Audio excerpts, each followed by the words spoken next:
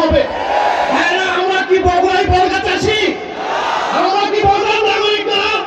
আমরা কি বগুড়ায় জন্ম নিয়েছি? এই বগুড়ায় কি আমরা আছি?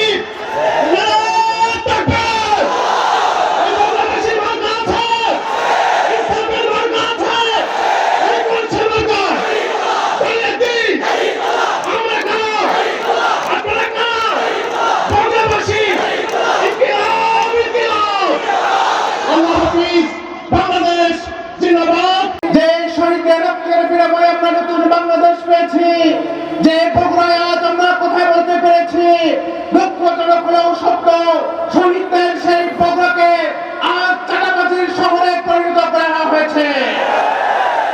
আমরা বগুড়ার যুবকেরা নতুন বাংলাদেশের জুলাইয়ের বিপ্লবে পরে আমরা দ্রুত গতিতে আমরা চেয়েছিলাম বগুড়া সিটি কর্পোরেশন বাস্তবায়ন হোক, বিশ্ববিদ্যালয় চালু হোক এবং এয়ারপোর্ট বাস্তবায়ন হোক, কিন্তু দুঃখজনক হলেও সত্য, শুধুমাত্র ক্রেডিট হারানোর আশঙ্কায় একটি দল সেটিকে বন্ধ রেখেছে। আমরা শুধু বগুড়াকে সিটি কর্পোরেশন নয়, বগুড়াকে আমরা শিল্প কলকারখানা থেকে শুরু করে শিক্ষা স্বাস্থ্যের উন্নয়ন ঘটিয়ে মেগা সিটিতে আমরা পরিণত করতে চাই। আমি সর্বশেষ আহ্বান জানাতে চাই, আরব আমার ভারত আমার চীন আমার নয় কবর, বিশ্ব যারা মুসলিম আমি সারাটি জাহানে বেঁধেছি ঘর। এই বগুড়ার সকল ঐতিহাসিক ব্যক্তিদের আমরা সম্মান জানাই, কিন্তু বগুড়া কারুর ঘাঁটি নয়।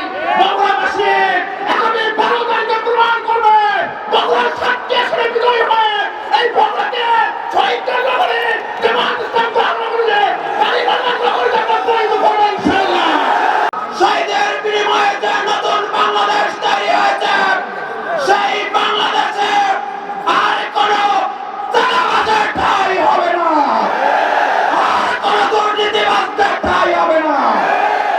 আজকে বগুড়ায় চায়ের দোকান থেকে শুরু করে বিভিন্ন মার্কেটে কথা বলার চালু করছেন যে বগুড়া ৬টি আসনে যে ভোটে পাক না কেন এখানে বিএনপির প্রার্থীদেরকে ইলেকশন ইঞ্জিনিয়ারিং করে নির্বাচিত করবেন, আর চাঁদাবাজদের গডফাদার আজকে দুর্নীতির বরপুত্র তারেক রহমানকে প্রধানমন্ত্রী করবেন। তাদের স্বপ্ন দুঃস্বপ্নে পরিণত হবে। আগামীর দিন বাংলাদেশ জামাত ইসলামের দিন, আগামীর দিন দাঁড়িপাল্লার দিন, আগামীর দিন ন্যায় এবং ইনসাফের দিন। তাই 12 তারিখের নির্বাচনে বগুড়ার ৬০টি আসনে জামাত ইসলামের প্রার্থীদেরকে দাঁড়িপাল্লায় ভোট দিয়ে সংসদে পাঠিয়ে মানবিক নেতা ডাক্তার শফিকুর রহমানকে প্রধানমন্ত্রী করার জন্য কি প্রস্তুত? আমাদের যারা মা বোনেরা, আমাদের যারা ভাইয়েরা গণতান্ত্রিক যাত্রার পথে মানুষের দ্বারে দ্বারে ভোট চাচ্ছেন, তাদেরকে তারা প্রতিরোধের ঘোষণা দিচ্ছে। আমরা বলতে চাই, যেই সমাজের তরুণরা, যেই সমাজের নারীরা, যেই সমাজের আপামর জনগণ গণতান্ত্রিক আন্দোলনে নেমেছে, সেই আন্দোলনকে আপনারা স্তব্ধ করতে পারবেন না, পারবেন না, পারবেন না। 17 বছর বাংলাদেশে কি হয়েছে, কোন পরিস্থিতিতে ছিল, কারা মজলুম ছিল, কারা রাজপথে ছিল, কারা রক্ত দিয়েছে, কারা পুলিশ সামনে বুক পেতে দিয়েছে, আপনি লন্ডন থেকে খবর পান নাই।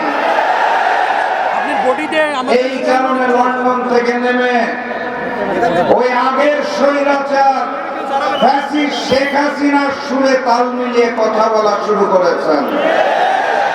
আপনার মরহুম পিতা এবং মাতা আলেম ওলামাদের অত্যন্ত সম্মান করতেন। দেশনেত্রী বেগম খালেদা জিয়া জামাতে ইসলামের নেতৃবৃন্দকে সম্মান করতেন। আপনি দেশে নেমে আওয়ামী ভাষায় ৭১ আর রাজাকারের গল্প নতুন করে শুরু করেছেন। আমরা লক্ষ্য করছি আমাদের প্রচারণার কাজে আমাদের নারী কর্মীদেরকে বিভিন্ন জায়গায় বাধা দেওয়া হচ্ছে। আমরা লক্ষ্য করছি বিভিন্ন জায়গায় পোস্টার ছেঁড়া হচ্ছে। আমরা তাদেরকে বলতে চাই, পোস্টার ব্যানার ছেঁড়া যেতে পারে, কিন্তু মানুষের অন্তর থেকে দাঁড়িপাল্লা মুছে ফেলা যাবে না। ইতিমধ্যে বাংলাদেশের মানুষ, বাংলাদেশের গ্রামে গঞ্জে, শহরে, নগরে, বন্দরে, রাষ্ট্র থেকে সচিবালয়ে নতুন চলমান সবাইকে দেখা শেষ। এবার দাঁড়িপাল্লার বাংলাদেশ, এবার ইসলামের বাংলাদেশ, বাংলাদেশের মানুষ প্রতিষ্ঠা করবে ইনশাআল্লাহ। কিসে হা? গণভোটে হা। হা গুলা উঠায় ধরুন। গণভোটে হা, তার মানে হচ্ছে চাঁদাবাজি, সন্ত্রাস, ফ্যাসিবাদ, দুর্নীতিবাজ এবং অবিচারকে না। আর এর বিরুদ্ধে একটা মানবিক বাংলাদেশকে হা। আপনারা সেদিন সবাই হা ভোট দিবেন তো ইনশাআল্লাহ? আপনারা সবাই দিলে হা ভোট পাস করবে না? বগুড়ার প্রত্যেকটা ঘরে ঘরে হা ভোট পৌঁছে দিতে হবে। সবাইকে হা ভোটে উদ্বুদ্ধ করতে হবে। আমরা আশা করি হা ভোট বিজয়ী হলে বাংলাদেশে আর ফ্যাসিবাদ ফেরত আসবে না। আল্লাহ তাআলার ইচ্ছায়, তার সাহায্যে, জনগণের ভালোবাসায়, জনগণের ভোটে জামাতে ইসলামী নির্বাচিত হলে সবাইকে নিয়ে আগামী 5 বছর দেশ চালাতে চাই। আমরা বিভক্তির বাংলাদেশ চাই না, আমরা ঐক্যের বাংলাদেশ চাই। আমরা কথা দিয়েছিলাম আমাদের কর্মীরা চাঁদাবাজি করবে না, দুর্নীতি করবে না, মামলা বাণিজ্য করবে না। জনগণ সাক্ষী, আমরা আমাদের কথা রেখেছি। এখন যে কথাগুলো দিচ্ছি সেইগুলো আল্লাহর পর সরকারে বিইজনিল্লাহ আল্লাহ তাআলার সাহায্য নিয়ে সেইগুলো আমরা বাস্তবায়ন করবো ইনশাআল্লাহ। নবী করিম সাল্লাল্লাহু আলাইহি সাল্লাম আমাদের মায়েদেরকে তখন যুদ্ধের ময়দানে পর্যন্ত যোদ্ধা হিসেবে নিয়ে গিয়েছেন, সেবার জন্য নিয়ে গিয়েছেন। যুদ্ধের চাইতে কঠিন কোনো কাজ কি আসমানের নিচে আর জমিনের উপরে আছে? সেই কাজে যদি আল্লাহর রাসূল সাল্লাল্লাহু আলাইহি সাল্লাম নিজেই মহিলাদেরকে সম্পৃক্ত করে সম্মানিত করে থাকেন, হু আই এম, আমি কে, তাদেরকে কর্মক্ষেত্র থেকে বিরত রাখো। সুতরাং ঘরে বাইরে যার প্রয়োজন আছে, মেধা আছে, যোগ্যতা আছে, তাদেরকে তাদের জন্য সম্মানজনক জায়গা তৈরি করে দেওয়া হবে ইনশাআল্লাহ। আর যুবকদের জন্য আমাদের অঙ্গীকার, আমরা যুবকদেরকে ভাই আপনাদেরকে কোনো বেকার ভাতা দিতে পারবো না। আমরা বেকার ভাতা দিয়ে অপমানিত করতে চাই না। আমরা বেকার ভাতা দিয়ে বেকারের ফ্যাক্টরি বাংলাদেশকে বানাতে চাই না। আমরা আমাদের প্রত্যেকটি যুবক যুবতীর হাতকে দেশ গড়ার কারিগরের হাতে পরিণত করতে চাই। প্রত্যেকটা যুবক যুবতী শিক্ষার পাঠ চুকানোর সাথে সাথে তাদের হাতে মর্যাদাপূর্ণ কাজ তুলে দিতে চায়।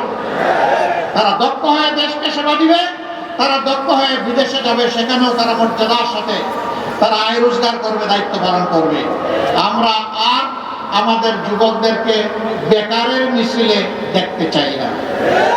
বলবেন এখন যাওয়ার পরের দিনই কি এগুলা হয়ে যাবে? না ভাই, হবে না, একটু সময় দিতে হবে। আপনারা দোয়া করবেন আমরা যেন ওই অঙ্গীকারগুলো বাস্তবায়ন করতে পারি।